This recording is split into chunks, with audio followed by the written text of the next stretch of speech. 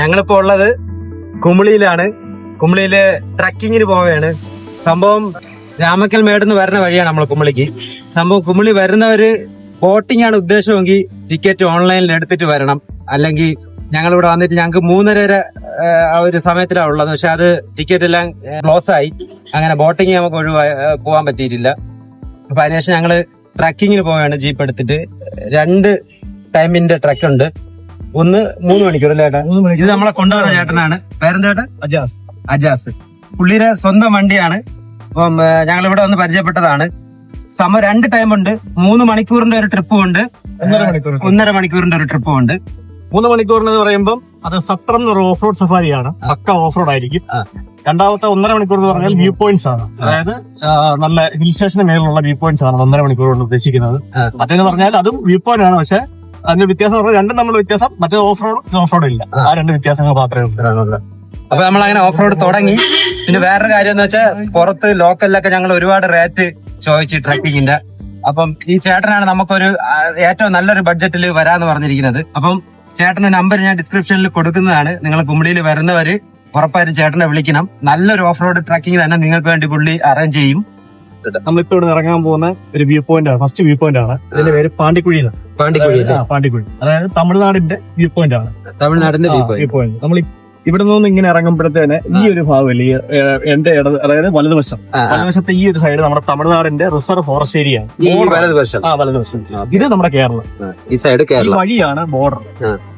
കുമളിയെ സംബന്ധിച്ച് കുമളി എന്ന് പറഞ്ഞാൽ ആ വില്ലേജിന്റെ ഒരു പ്രത്യേകത എന്ന് പറഞ്ഞാൽ കേരളവും തമിഴ്നാടുമാണ്. ചെക്ക് പോസ്റ്റിന് അപ്പുറം തമിഴ്നാടും ഇപ്പുറം കേരളവും. അതേപോലെ ഇതൊരു ബോർഡർ ഏരിയ ആണ്. ഇത് തമിഴ്നാട്, ഇത് കേരളം. നടുക്ക് ഈ വഴിയാണ് നമ്മുടെ അതിർത്തി എന്ന് പറയുന്നത്. ഇപ്പൊ ഇറങ്ങുമ്പോൾ അങ്ങനെ തന്നെ പിടിച്ചു വ്യൂ പോയിന്റ് കാണാൻ പറ്റും. അത് കണ്ടോ വ്യൂ പോയിന്റ്? ഇതാണ് നമ്മുടെ തമിഴ്നാടിന്റെ വ്യൂ പോയിന്റ്. അവിടെ ചെല്ലുമ്പോൾ ഞാൻ എക്സ്പ്ലെയിൻ ചെയ്ത് തരാം. നമ്മൾ ഇറങ്ങുമ്പോൾ വ്യൂ ഫുള്ള് തമിഴ്നാടാണ്. നമ്മൾ ചെല്ലുമ്പോൾ പറഞ്ഞു തരാം ഓരോ സ്ഥലങ്ങളിൽ. താഴെ എത്തിയിട്ട് നമുക്ക് അറിയാൻ പറ്റും. ഇതൊക്കെ ഈ പഴയ ആൾക്കാരെ വെട്ടിപ്പിടിച്ച ഭൂമികൾ എന്ന് പറയും. ഇതൊക്കെ കൃഷിയാണെന്ന്. തമിഴ്നാടിനെയായിരുന്നു. രണ്ടായിട്ട് ഭിന്നിച്ചപ്പെടുത്തേന് കേരളവും തമിഴ്നാടുമായി മാറിയുള്ളൂ. ഈ റോഡിന്റെ ഒരു സൈഡ് കേരളവും ഒരു സൈഡ് തമിഴ്നാടുമാണ്. ഒന്ന് പിടിച്ചിരിക്കണേ. പിടിച്ചിരുന്നോ? പയ്യേ പോവുള്ളൂ. നല്ല ജസ്റ്റ് ഒന്ന് പിടിക്കുന്നു.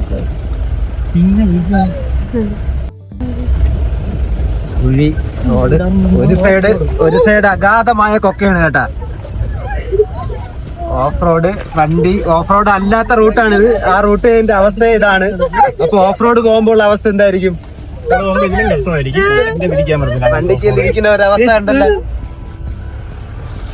ഇരിക്കുന്ന ഒരവസ്ഥ ഉണ്ട്. ഇത് സംഭവം ഈ 1.5 മണിക്കൂറിന്റെ ഓഫ് റോഡ് ഇല്ലാത്ത റൂട്ടാണിത്.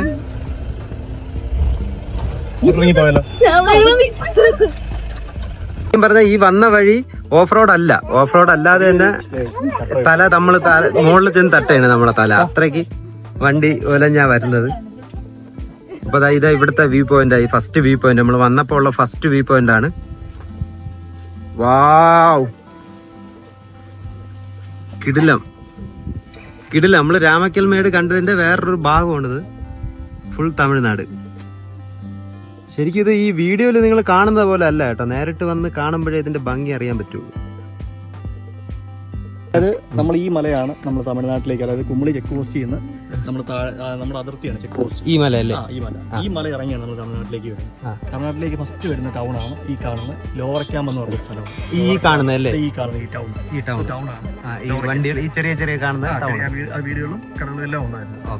അതാണ് നമ്മുടെ ലോവർ ക്യാമ്പ് എന്ന സ്ഥലം. ആ വെള്ളം കിടക്കുന്ന സ്ഥലങ്ങൾ അതാണ് നമ്മുടെ പെരിയാർ പവർ സ്റ്റേഷൻ.